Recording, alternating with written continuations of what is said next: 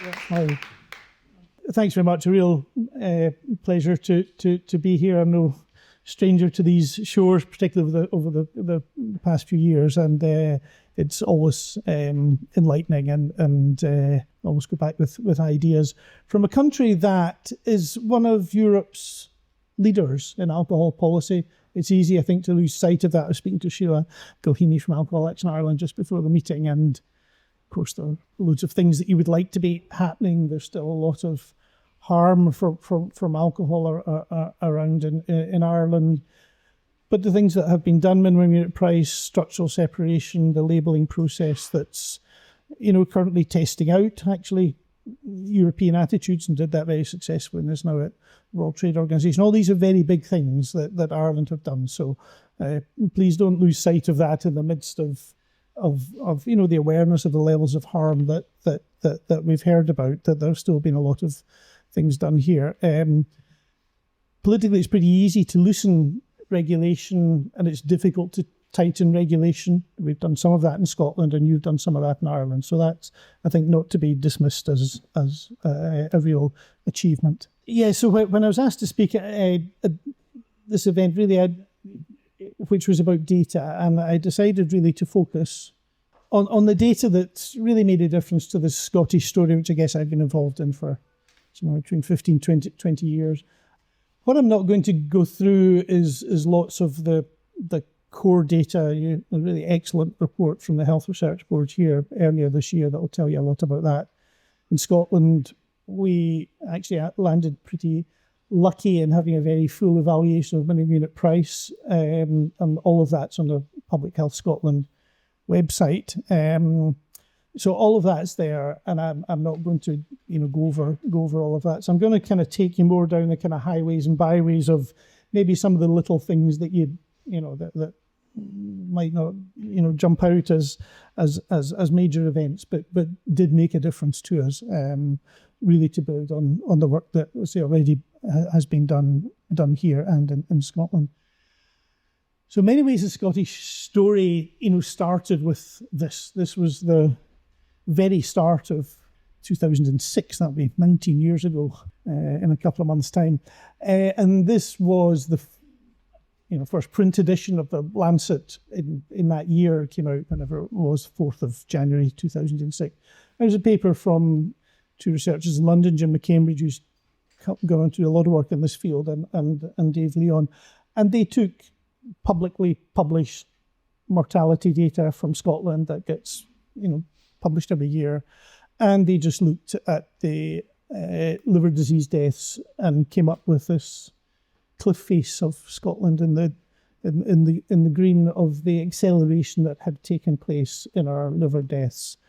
And 70% of these deaths were alcohol-related liver disease. I want to talk a little bit about the definitions that are used for these alcohol-related deaths, as they were called at the time.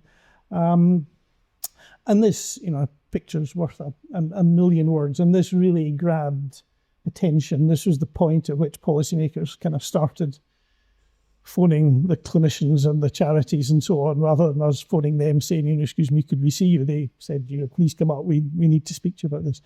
And I think this was effective because it rattled a few preconceptions, I think, which I've now come to think are really worldwide, that countries like to think that their drinking patterns are fixed in the culture. It's our history, it's our soil, it's the kind of rain that we have.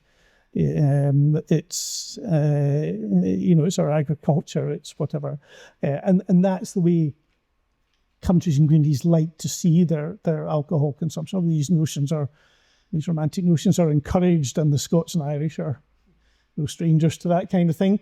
And people tend not to think that drinking patterns and alcohol harm changes much. That's just what Scotland's like. That's just how we are in Moldova. See us in Estonia. Nobody drinks like the way we do. Every country has this little myth for themselves. So I think this work showing that this was not fixed. We were seeing a big acceleration. There were falls in Southern Europe, mainly in the wine-drinking countries, from liver disease.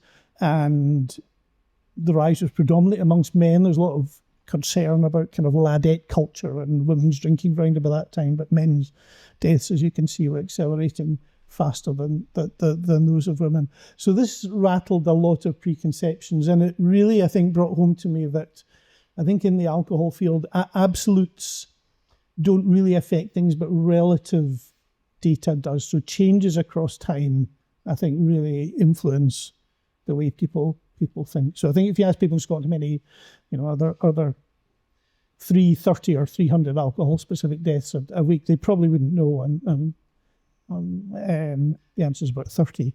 But if you say, we've got 3 times the number of deaths that we had 15 years ago, that really hits home to people. So I think trend data is really very important in this field.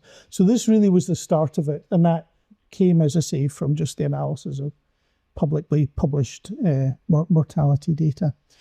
So we had a lucky break at the start of 2006. It's actually the same week this story came out in the Sunday Mail, which was our biggest selling tabloid newspaper, from a journalist that no had ever met this journalist, and nobody's met him since. I don't know where it came from or where he went to, but this was the headline: "Our booze is cheaper than water." And they just did this simple little, we've had much more sophisticated affordability data since, but he showed that essentially a bottle of gin was a third of the cost in off sales from what it had been in real terms about 30 years before. It also incidentally showed that pub prices hadn't changed very much, and I'll come back to that. So these two came out at the same time. That became a bit of a mantra. If you could have the Lancet and the Sunday Mail, both those twin tracks going, that's pretty good. I was in a taxi going to deliver a lecture not long after that. I was chatting to the taxi driver about alcohol, which actually I saw Niamh give a master class in talking to a taxi driver about alcohol when we were travelling in Belfast. They see a lot of it, and they're almost interesting to chat to them. Anyway, so I said to this taxi driver, I'm going to lecture about alcohol. I said, we're now at the point where a can of lager is cheaper than a bottle of water. And he said, the price of water is ridiculous, isn't it? It was his conclusion. But that, I think, again, told a parallel story to the Lancet graph and really got us going. And that was just luck that those two things happened to come at the same time. At a time when, for various factors, I didn't appreciate it then, but I do now, just we had a bunch of favourable political circumstances with some of the people that were involved and so on in Scotland. And we went through a process that'll be familiar to many people in the audience of doing a bit of awareness raising, and the professions being at the heart of that. I think medicine, nursing, police service, ambulance service. We have a profile, we have a voice, and we need to use that. That was brought home to me when I stepped out of clinical practice maybe about 8 years ago. A guy from the Scotch Whisky Association came up to the event and said, "Peter, we've heard you're not seeing patients anymore. Is that right?" And I said, "Yeah, stop that. I've done my time in the NHS, now working in policies. So you're not really a doctor now, are you then?" And I knew exactly what he was about. He didn't like the going out and dealing with the frontline staff and so on and so forth. So anyway, we did a lot of that, as of course you did in Ireland. And the politics kind of worked in our favour. So that process again will be one that will be familiar to you. You may face the minimum unit price legal challenge. So when it came to actually getting into the detail of it, one thing, of course, we wanted to know, and we've heard a few quotes here, is consumption data. And again, the HRB report was really strong on that in Ireland. But in Scotland, we had a bit of a problem in that excise duty was collected at a UK level. You couldn't figure out how much alcohol was being sold, never mind consumed in Scotland from taxation data, because that was just a single figure for the whole of the UK. So that was a bit of a problem. And Public Health Scotland dealt with that by buying in market research data from commercial companies, so Nielsen for off sales and CGA for pubs, and these companies get hold of data from a whole bunch of retailers, they analyse it and sell it back to them, and it's their kind of analytical skills that basically people are paying for. So, but the old market research companies will deal with anybody, and Public Health Scotland established a relationship with them, which is now probably going on for about 20 years now. So that was how we got data, was not from taxation data, but from market research data. And that actually turned out to be, in some ways, a bit of a problem because it wasn't comprehensive. The discounters don't play with the market research people, so they need to correct for that. And that's an issue, particularly for low-cost alcohol with, in the discount stores. So that was a bit of a downside.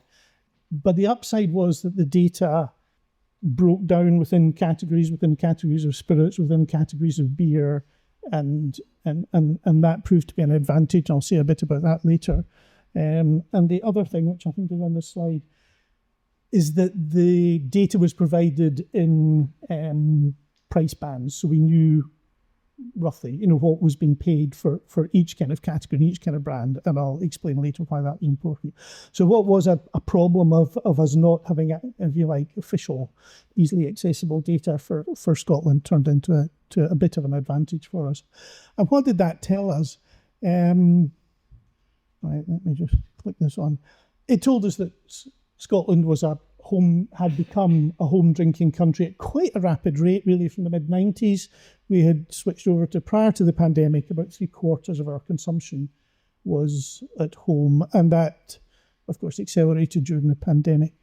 And as I think very interested to see the data for Ireland, I think if I'm right, 60% of Irish consumption is still in on sales and 40% in off sales. And that, I'll admit that was a surprise to me when I read that. So I think actually, although I know your licensing arrangements are under scrutiny, I think perhaps Ireland's licensing arrangements kept a bit of a cap on the grocery, on the big supermarkets moving into alcohol retail as they have in the UK, and driven a lot of the harm, I think. So that's a really interesting difference actually between Ireland and the rest of the UK. So people will say, oh well, the pandemic had a big impact on pubs. That was already happening. The pandemic accelerated this trend that was already well underway. So we're really a home drinking country, and even there's some early research in Glasgow looking at from trouble in the streets outside nightclubs, and most of those incidents were not from people consuming alcohol in nightclubs. They've been drinking the supermarket vodka at home, getting the bus into the nightclub. The bouncers wouldn't let them in. They'd be fighting outside the nightclub. The nightclub would get the blame of it, but actually none of the alcohol was sold in the nightclub. It was all being sold from Tesco and Asda and so on and so forth. So that was something very useful that we found out from that. And just to add on to that, there's a clinical study that Jonathan Chick and others undertook. If you look at clinical samples, that rating's even greater. And so the 25% heaviest drinkers in liver clinics and treatment clinics, only 3% of their consumption is happening in pubs. 97% of their consumption is happening from stores.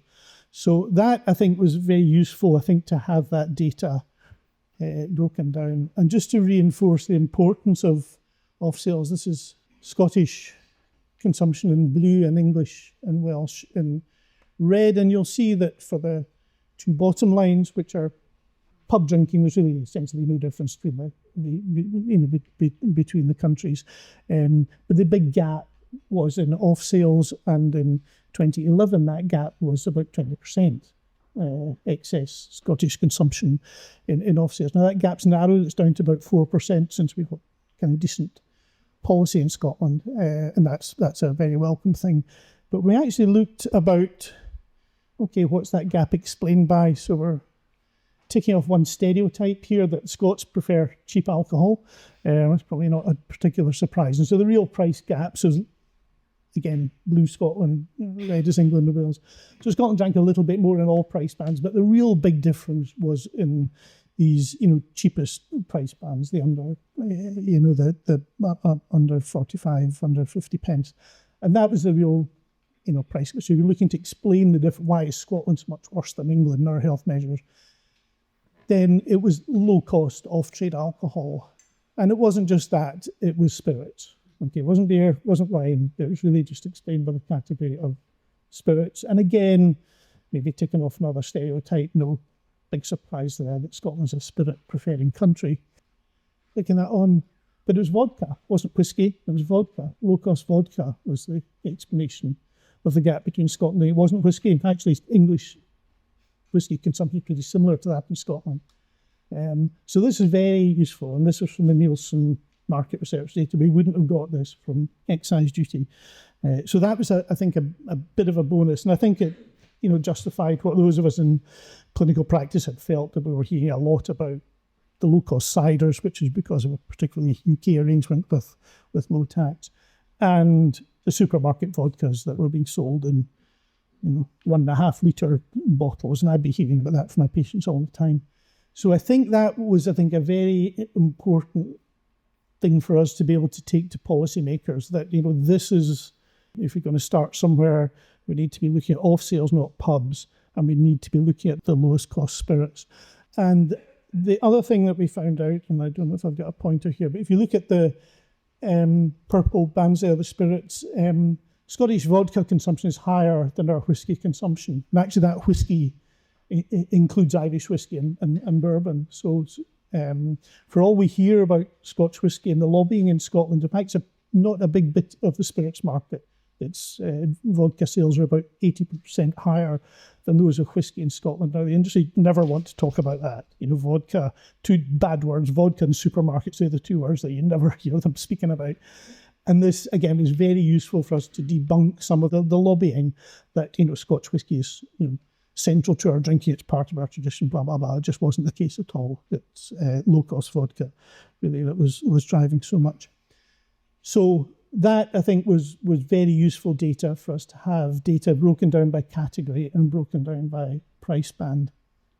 And another thing that it enabled us to find out, and this is what I call the great mystery of the story. So minimum unit price was really seriously under discussion in Scotland from about 2008. The legislation was passed in 2012.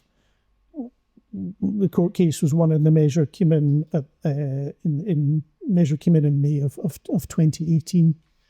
So prior to 2018, there was no law about the minimum price that alcohol could be sold at. But you'll see from this graph, which is the price band data, 2009, 10, 11, 12, just the price is getting more expensive, the cheap stuff starting to disappear.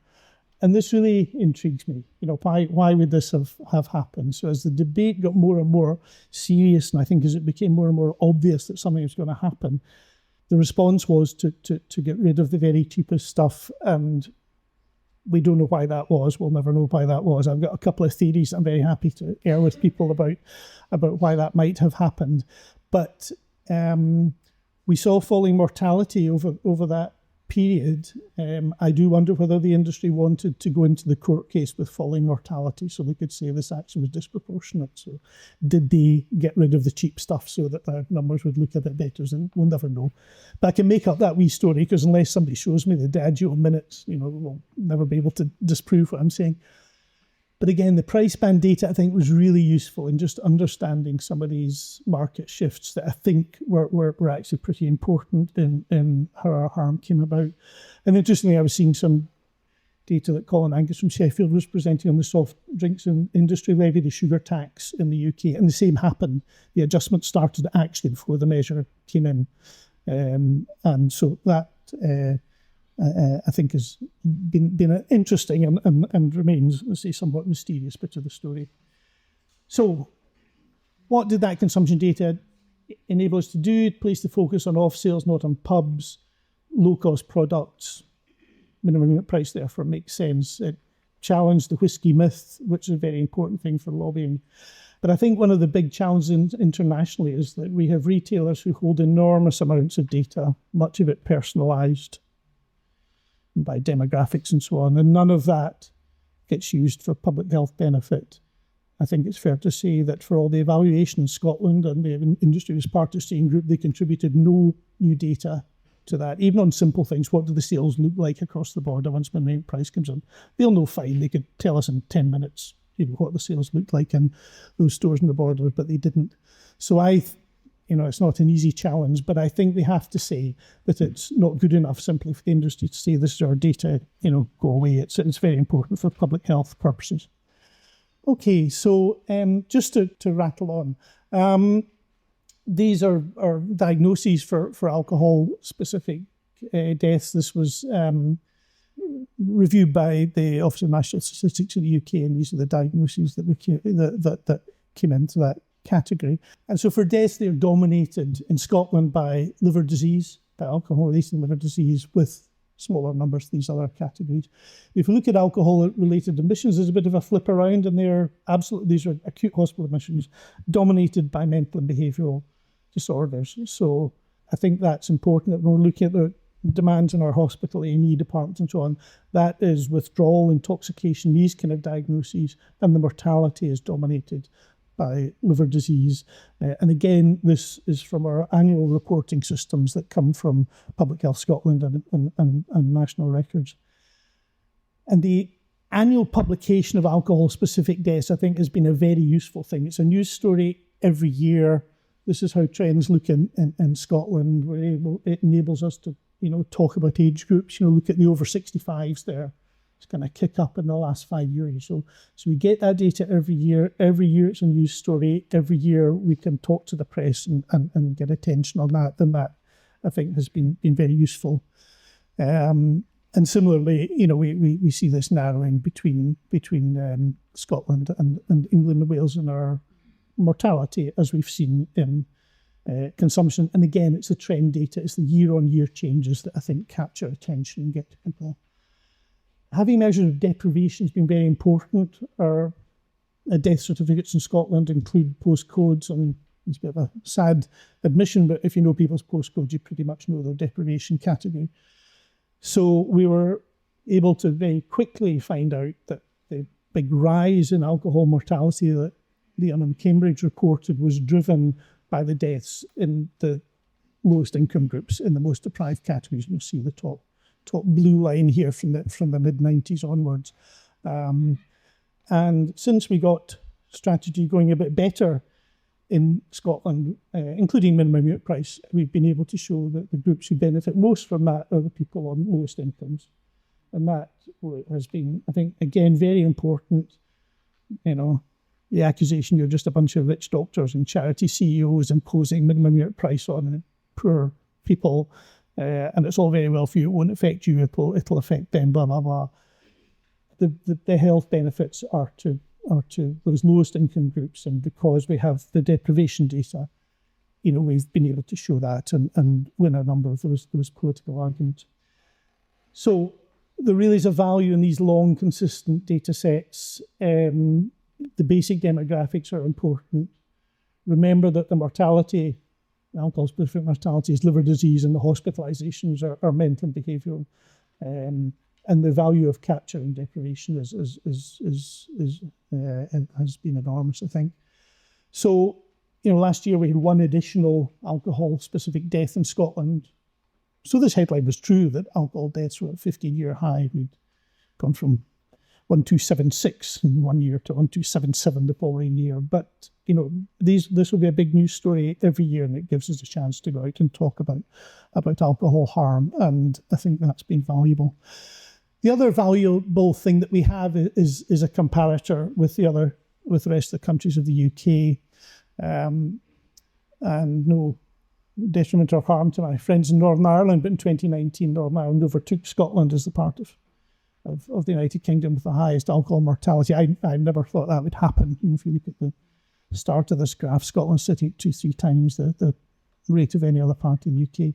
Now, Northern Ireland did a wee bit better during the pandemic, so we've kind of gone ahead of them again. But having those comparator nations is very important. And this is a graph from Jen Roberts at the Institute of Alcohol Studies, just looking at since minimum unit price came in, what's been the different trends, and you'll see that in Scotland we have had an increase during the pandemic, as every country in the world's had that, and the Scottish policy measures probably, it's fair to say, mitigated the effect a bit. I don't think this is going to be too long before the northeast of England overtakes Scotland in its mortality. So having these comparators is very important, and this, which I guess probably the key report on the evaluation of minimum unit price, showing an estimate of a 30.4% reduction in alcohol mortality, was based on a comparison between Scotland and England and Wales. So having a comparator country has been very useful to us. I don't know if that's so easy for Ireland, but again, it's the comparisons, I think, that stick in people's minds and make the difference. So thanks very much. As I say, I haven't attempted to do a global look at all the data that might be useful, because you already have a lot of that. But what I really wanted to do is maybe just fill in a couple of little bits and pieces that might be additionally helpful and have been useful to us. So thanks very much, and I look forward to the rest of the meeting.